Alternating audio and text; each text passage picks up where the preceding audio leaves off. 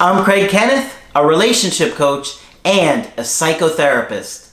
Every relationship is different and every breakup is different. Work with me and you'll get professional help on your situation. And if you're in no contact, focused on personal growth, my workbook series, The Knowledge, will help you make changes like you've never made before. Available now at AskCraig.net.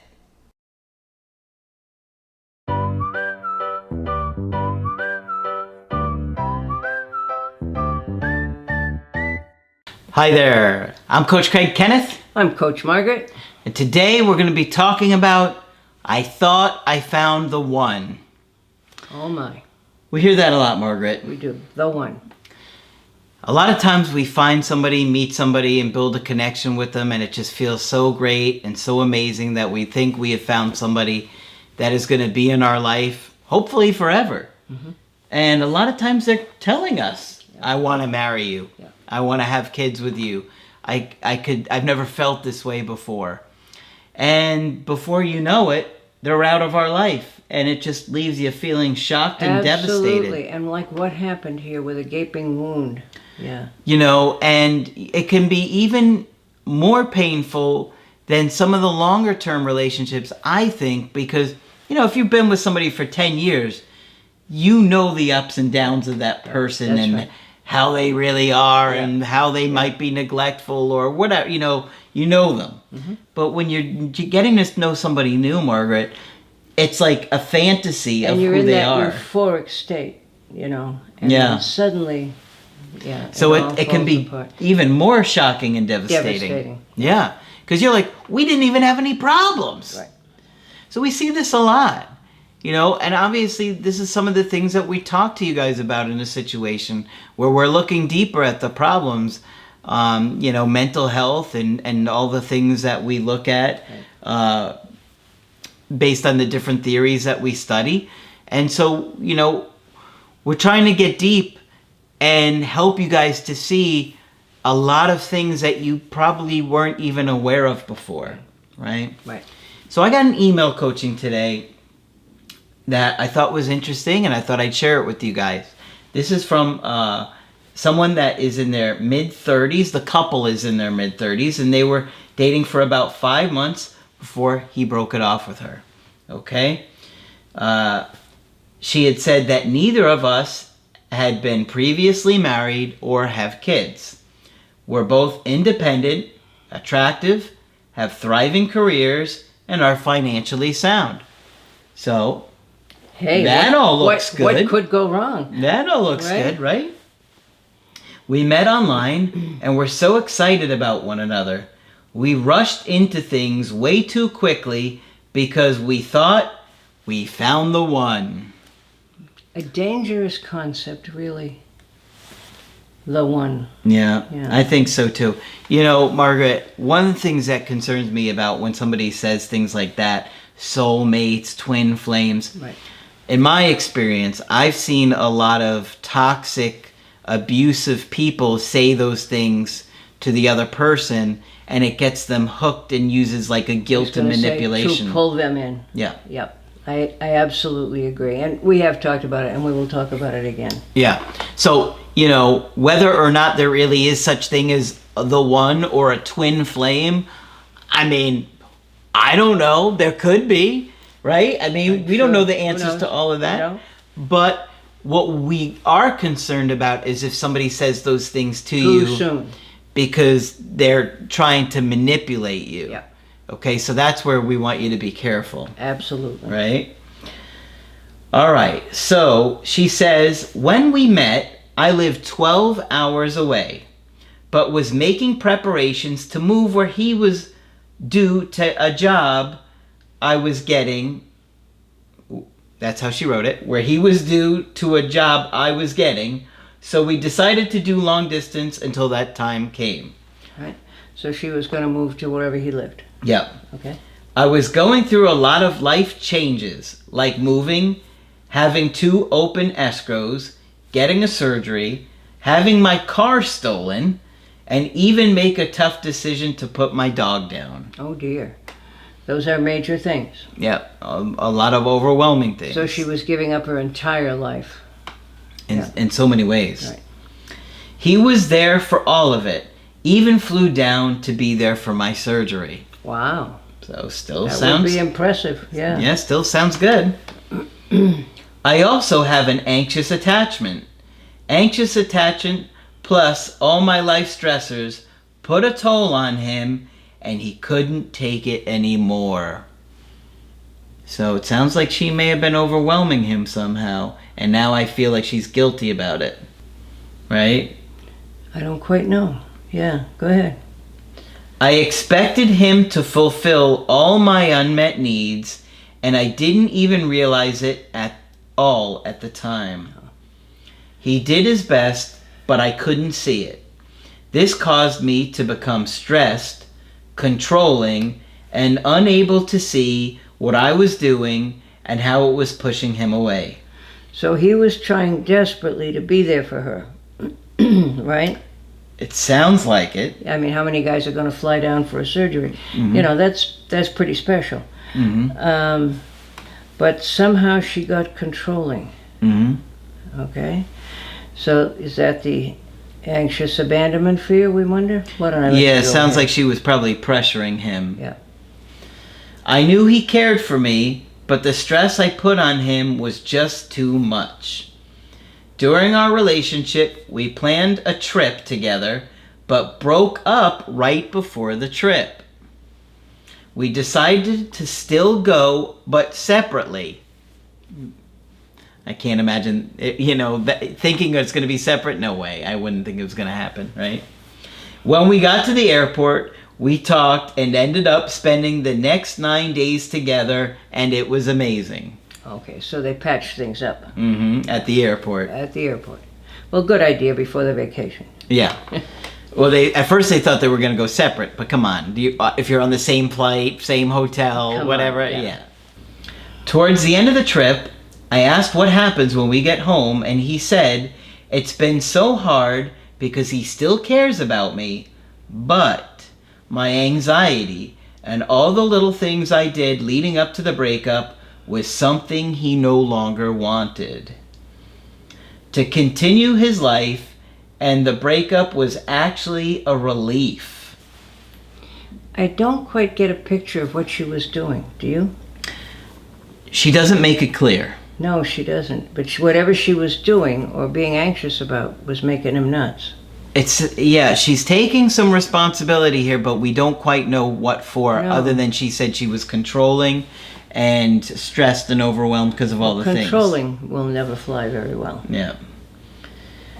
I agreed and said, let's just make the most of this week and we don't have to see each other when we got back. Yeah, right, like she means that. His mood changed after I said that and became sad. Probably because it hit him, in that moment. Once we got back to the airport at home, he blew up my phone with messages and called saying he was so sorry for being weird because he was sad and did want to see me again. Okay. All right. Well, that's good news, Yeah. right? I didn't initiate contact after that, and he still continues to reach out every few days. Another good sign, but And she's not responding? well, I hope she's responding. When I asked what keeping in contact with me was doing, he said he was sorry and had a hard time disconnecting and won't do it again. Okay, but Won't do what again? Invest or disconnect? no, reach out. Oh. Because she's like, why are you reaching? Basically saying, I don't understand why you're reaching out. I'm And he's having- saying, sorry, I won't do it anymore. I'm having a hard time I'm having disconnecting. trouble disconnecting. She says, I'm now working on myself so I can be a better person. Is there hope to turn this around? Okay, well, it's a little unclear to us to what you did specifically that turned him off. Obviously, you know your situation, and if you change those behaviors, it can obviously help improve things here. Did you get upset about prior relationships he had had? When you say you got controlling, did you want to know where he was all the time or who he was with? Those things can make... My gut is like, feeling like she was upset because he wasn't showing he cared enough.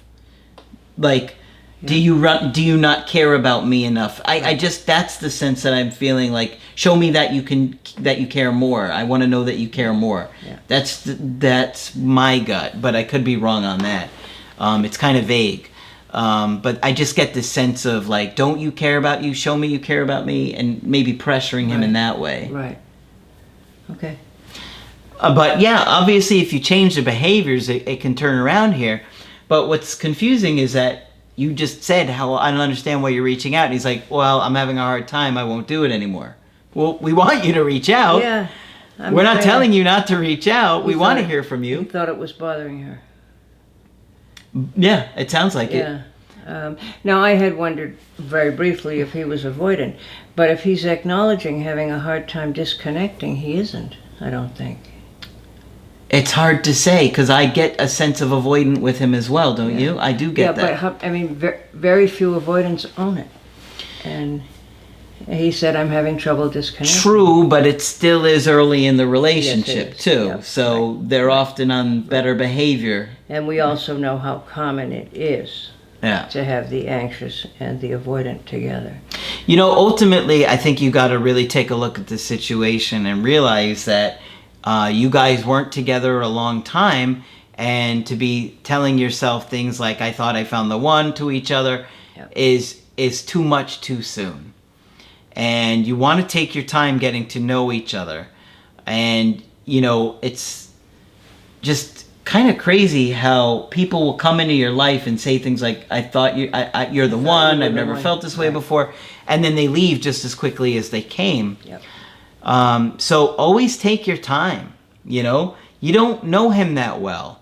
And, you know, I understand the fantasizing of who he is and who you're hoping he can be, but you really need to take a lot more time to get to know him. And he checked all the boxes. Yeah. He had a good career and, yeah. So I would say, you know, I wouldn't be surprised if you hear from him. I just think you guys need to slow it down and, you know, not be talking about major things like you're the one when you're still really early in the relationship. That sounds like very sound advice. Yeah. Yeah. So, you know, I think it's common for many of you to feel like you found the one because it's so great in the beginning.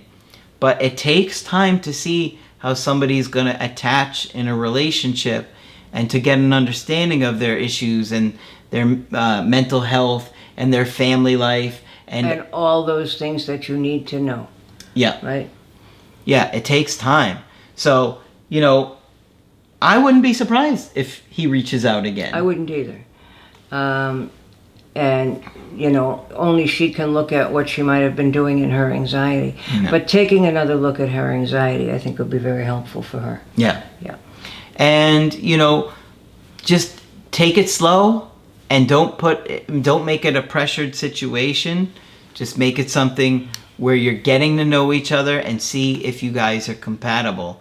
And, you know, I think many times we forget the biological clock, which is more of an issue for women, really, than for men. That's true, and she is mid-30s. And she's mid-30s, and she may be having a mother who says, you're not married yet, and relatives who are saying, we want, you know, we want a niece and nephew, we want a grandchild, we want. So women can be under pressure that they're not even aware of sometimes. That's a great point. Yep.